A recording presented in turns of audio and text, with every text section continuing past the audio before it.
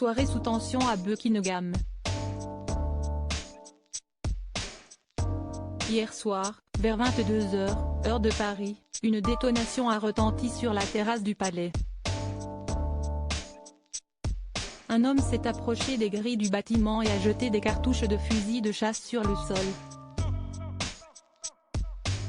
Avant qu'il ne puisse continuer ses méfaits, l'individu a été interpellé par Scotland Yard, rapporte le Mirror. Les agents ont immédiatement arrêté l'homme et il a été placé en garde à vue.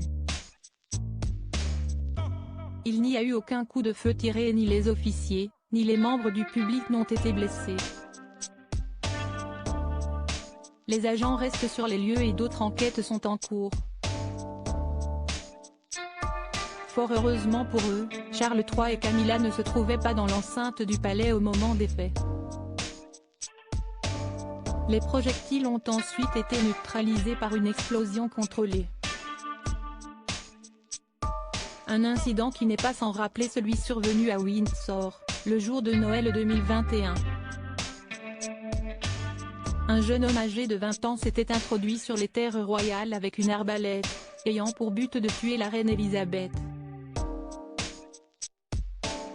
Avant sa tentative d'assassinat, Jaswant Singh Chai avait envoyé une vidéo sur Snapchat dans laquelle il explicitait ses motivations. Je suis désolé pour ce que j'ai fait et ce que je vais faire. Je vais tenter d'assassiner Elisabeth, reine de la famille royale. C'est une vengeance pour ceux qui sont morts dans le massacre de Jallianwala Bagh en 1919. C'est aussi une vengeance pour ceux qui ont été tués, humiliés et discriminés à cause de leur race. Arrêté avant de parvenir à ses fins, l'individu a été jugé pour acte de trahison nationale. Supérieur à Elisabeth II, de la princesse à la reine d'Angleterre, retour sur sa vie en images la famille royale et l'esclavage ces dernières années, le grand public semble se remémorer le passé colonial de l'Empire britannique et le reproche aujourd'hui à la couronne. En guise de réponse, Charles III a commandité des études sur le rôle qu'a joué la monarchie dans le commerce des esclaves.